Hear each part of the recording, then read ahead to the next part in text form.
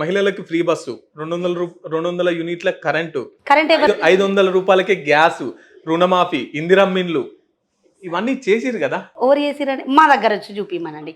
సికింద్రాబాద్లో ఒక డిప్యూటీ మేయర్గా ఉండి మోతి శ్రీలత గారు మొన్న కౌన్సిల్ దాంట్లో ఏమన్నారు తెలుసా, మహిళలను కోటేశ్వరాలను చేస్తా అంటే ఫస్ట్ నువ్వు మహిళలను కాదు కోటేశ్వరాలను చేసాడు, సికింద్రాబాద్ మహిళలను చేయమనండి. ఆమెను ఫస్ట్ సికింద్రాబాద్ మహిళలు ఎంతమంది ఉన్నారో తీసుకొస్తాను ఆమెను వాళ్ళని చేయమనండి.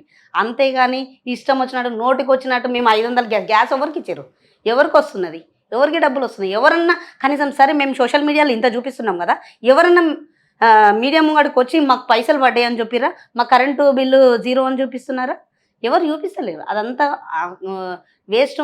అది ఏంటంటే నోటికొచ్చింది. ఇప్పుడు కేవలం సర్పంచ్ ఎలక్షన్స్ ఉన్నాయి అని ఊర్లలో రైతు బంధు వేస్తున్నారు, అంతేగాని ఇంకా ఏమీ లేదు. రైతు బంధు ఇప్పుడు వేసినంత మాత్రాన ఏం కాదు. రైతులందరూ ప్రజలందరూ ఆల్రెడీ ఆయన ప్రజాపాలన ఏందో చూసుకున్నారు. ఇవాళ దినం సీఎం క్యాంప్ ఆఫీసు ఉన్నప్పుడు కేసీఆర్ సార్ ఎట్లా ఉండే, ఈరోజు ఇవన్నీ అడ్డుకోవాలా, నేను ఇంట్లోనే కూర్చుంటా ప్రజల గురించి తెలుసుకుంటా అన్నాడు. ఏనాడన్నా కూర్చొని ప్రజలకు సమస్యలు తెలుసుకున్నాడా? మరి అవన్నీ గేట్లు తీసేసిండు, అవన్నీ తీసేసిండు. అవన్నీ అన్ని పిచ్చి పాలన ఆయన చేసేటి, అంతేగాని ఇంకా ఏం లేదు. కేవలం బీఆర్ఎస్ కార్యకర్తల మీద కేసులు పెట్టడానికి, కేసీఆర్ మీద కేటీఆర్ మీద టార్గెట్ చేయనికే వచ్చిండు కానీ ఆయన రేవంత్ రెడ్డి ప్రజల సమస్యల గురించి రాలేడు. ఇప్పుడు అవన్నీ వదిలేసి కూడా ఇంతమంది మీరు ఇంతమంది మీడియా వాళ్ళు ఉన్నారండి, ఏ మీడియా వాళ్ళన్నా ఒక్కోలన్నా ఇంతగానం సీఎంని ఎవరన్నా తిట్లు తిడుతున్నారు. అసలు ఆయనకు సిగ్గు అనిపిస్తలేదేమో, మాకైతే సిగ్గుచేటు అనిపిస్తుంది. ఓకే, రాజకీయాల గురించి మళ్ళీ మాట్లాడదాం. ఫస్ట్ టైం కార్పొరేటర్ అయ్యారు, ఎట్లుంది రాజకీయ జీవితం? అంటే ఫస్ట్ టైం కార్పొరేటర్ కాదండి, యాక్చువల్లీ నేను 22 ఇయర్స్ రాజకీయం నాది. నేను టీడీపీలో ఉండే మేము చెప్పుకోవడం ఏం కాదు, టీడీపీలో ఉండే. ఆ టీడీపీలో సీనన్న ఉండే, శ్రీనివాస్ యాదవ్ ఉండే మాకు ఎమ్మెల్యేగా ఫస్ట్ అక్కడ. అయితే మేము ఫస్ట్ ఆఫ్ ఆల్ నేను స్టాఫ్ నర్స్, హీలింగ్ టచ్ హాస్పిటల్లో నర్స్ జాబ్ చేసిన. నేను జాబ్ చేస్తే మా హస్బెండ్కి గవర్నమెంట్ ఎంప్లాయీ జాబ్ వచ్చింది, రైల్వేలో అప్రెంటిస్ చేసిండే. రైల్వేలో జాబ్ వస్తే మహారాష్ట్రకి వెళ్ళాడు. నైట్ షిఫ్ట్స్ పిల్లలు కష్టం అవుతుందని మేము జాబ్ బంద్ చేసినాం. అప్పుడు వాటర్ ప్రాబ్లం చాలా ఉంటుండే కదా. ఇక అప్పుడు శ్రీనివాస దగ్గర పోయినాం, సార్ దగ్గరికి. సీనన్న దగ్గర పోతే అన్న మాకు ఇట్లా వాటర్ ప్రాబ్లం ఉందని మేము గట్టిగా వాయిస్ చేంజ్ చేసినందుకు, నీ వాయిస్ బాగుందమ్మా పొలిటికల్కి రా అని అన్నారు. సరే అని రాజకీయమే కదా అని తిరిగినాం చేసినాం. మళ్ళీ మాకు సీనన్న సనత్ నగర్కి వెళ్ళిపోయిండు, పద్మరావున్న ఇటు వచ్చిండే. ఇక నేను టీడీపీలోనే ఉండే. ఇక మాకు టీడీపీ మొత్తం ఇక్కడ లేకుండా పోయింది కాబట్టి మేము బీఆర్ఎస్లోకి వచ్చినాం.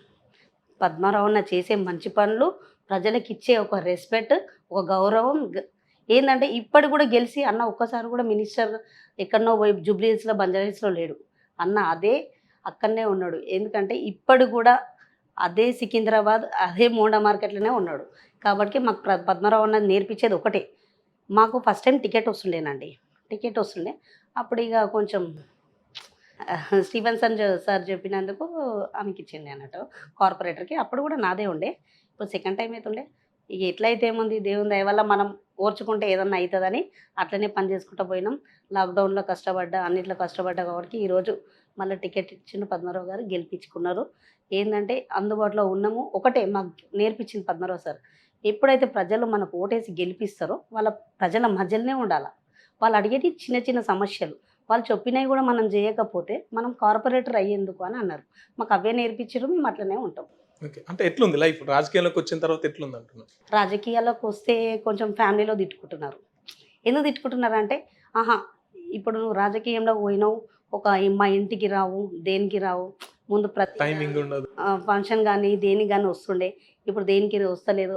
అంత నాకెందుకు, మా పాపనే చాలు, కనీసం ఇంటికి వస్తే కూడా నువ్వు ఉండవు, నేను రాను అని అంటారు. మా పాప ఒక పాప ఒక బాబు ఉన్నాడు. బాబు కరెంట్ షాట్లో చనిపోయాడు. పాప వచ్చేసి మ్యారేజ్ చేసిన, బీకామ్ చేసింది. అంటే మీ కుటుంబ సభ్యులు ఇప్పుడు సపోర్ట్ చేస్తున్నారు? మా కుటుంబ సభ్యులు నాకు హెల్ప్ కూడా చేస్తారు.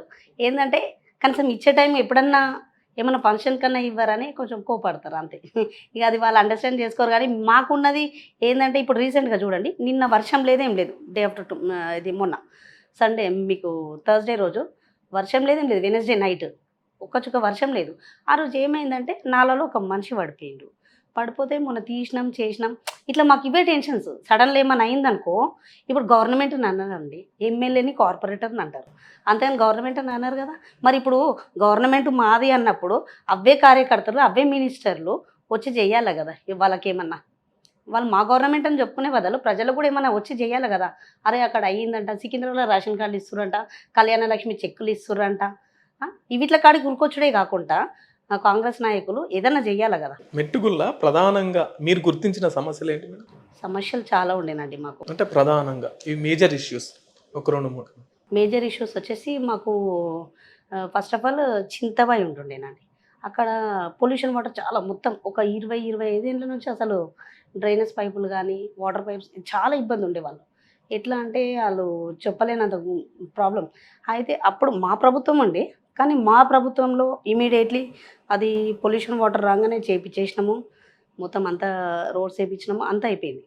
ఏంటంటే ఇప్పటి కూడా మేము మా దగ్గర స్లమ్ అంటే మెట్టుగూడ అంటేనే ఫస్ట్ ఆఫ్ ఆల్ 70% రైల్వే ఉంటుంది, 60% స్లమ్ ఉంటుంది, ఒక 5% అటు ఇటు కొంచెం కాలనీ ఉంటుంది.